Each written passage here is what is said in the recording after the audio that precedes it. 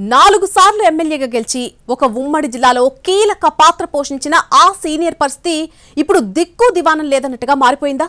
ఉన్న చోట ప్రాధాన్యం దక్కలేదని పార్టీ మారితే ఇక్కడ ఇదేం కర్మ అంటూ తలబాదుకుంటున్నారా? ఆయనతో పార్టీ మారిన వాళ్ళందరికీ పదవులిచ్చి ఆ ఒక్కడే పక్కన పెట్టడాన్ని ఎలా చూడాలి? ఇంతకీ ఎవరా దురదృష్ట నాయకుడు? ఏంటాయన బాధ? ఉమ్మడి నెల్లూరు జిల్లా పాలిటిక్స్ ను శాసించే కుటుంబాల్లో మేకపాటి ఫ్యామిలీ ఒకటి. ఉదయగిరి నియోజకవర్గం నుంచి 4 సార్లు ఎమ్మెల్యేగా గెలిచారు మేకపాటి చంద్రశేఖర్ రెడ్డి. కాంగ్రెస్ తరపున 2 సార్లు, వైసీపీ నుంచి మరో 2 సార్లు విజయం సాధించారు. జగన్ కు మద్దతిచ్చిన జిల్లా ఎమ్మెల్యేల్లో మొదటి వ్యక్తి చంద్రశేఖర్ రెడ్డి. అలాగే జగన్ దగ్గర ఆయనకు ప్రాధాన్యత ఉండేదట. దీంతో వైసీపీ అధికారంలోకి వస్తే ఆయనకు మంత్రి పదవి ఖాయమని అప్పట్లోనే అనుకున్నారట. కానీ వివిధ కారణాలతో 2019లో ఆయనకు మంత్రి పదవి రాలేదు. ఇక శాంతకుమార్ని రెండో వివాహం చేసుకున్నట్లు ఆయన ప్రకటించడం అప్పట్లో రాజకీయంగా కలకలం రేపింది. ఆమెను పార్టీ కార్యక్రమాలకు తీసుకురావడంతో ఉదయగిరి నియోజకవర్గంలో శాంతకుమారికి ప్రాధాన్యత పెరిగింది. అక్కడే చంద్రశేఖర్ రెడ్డికి రివర్స్ గేర్ పడిందన్నది లోకల్ టాక్. ఆమె యాక్టివ్ అయ్యాక వైసీపీకి చెందిన పలువురు నేతలు చంద్రశేఖర్ రెడ్డికి దూరమయ్యారట. పార్టీ పదవులతో పాటు స్థానిక సంస్థల ఎన్నికలలో టికెట్లు అమ్ముకున్నారనే ఆరోపణలు కూడా వచ్చాయి. కొందరు నేతల వద్ద డబ్బులు తీసుకుని కూడా పదవులు ఇవ్వలేదని అప్పట్లో వివాదాలు చెలరేగాయి.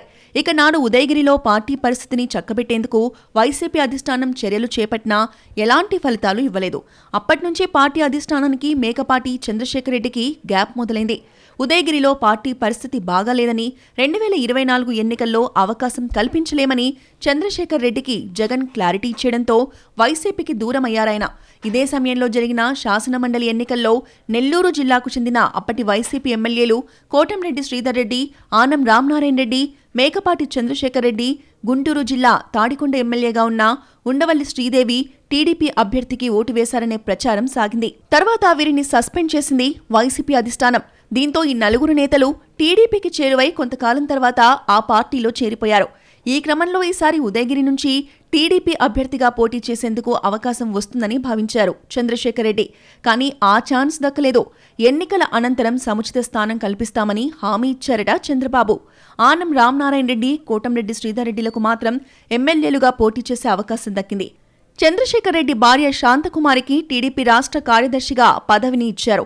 ఇక పార్టీ అధికారంలోకి వచ్చాక తనకు మంచి పదవి దక్కుతుందని చంద్రశేఖర్ రెడ్డి అనుకున్నారట.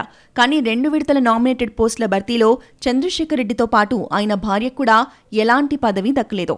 వైసీపీలో గుర్తింపు లేదని టీడీపీలోకి వచ్చినా ఇక్కడ కూడా ఇదేం కర్మ అంటూ తెగ ఫీల్ అయిపోతున్నారట మేకపాటి అనుచరులు. అప్పుడు తమతో పాటు పార్టీ మారిన జిల్లాకు చెందిన 2కి మళ్లీ టికెట్లు దక్కాయి. ఆనం మంత్రి కూడా అయ్యారు. ఇక ఉండవల్లి శ్రీదేవిని ఇటీవలే మాదిగ కార్పొరేషన్ చైర్మన్ గా నియమించారు.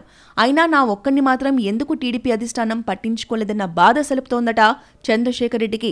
నా సంగతి ఏంటంటూ మంత్రి నారాయణతో పాటు ఇతర టీడీపీ సీనియర్స్ ని కలుస్తున్నా ఎవ్వరి నుంచి సరైన సమాధానం రావడం లేదని అంటున్నారు.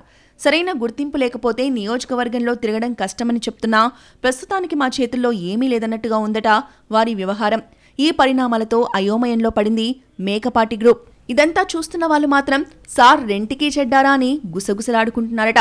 మేకపాటి చంద్రశేఖర్ రెడ్డి పొలిటికల్ ఫ్యూచర్ ఎలా ఉంటుందో చూడాలి.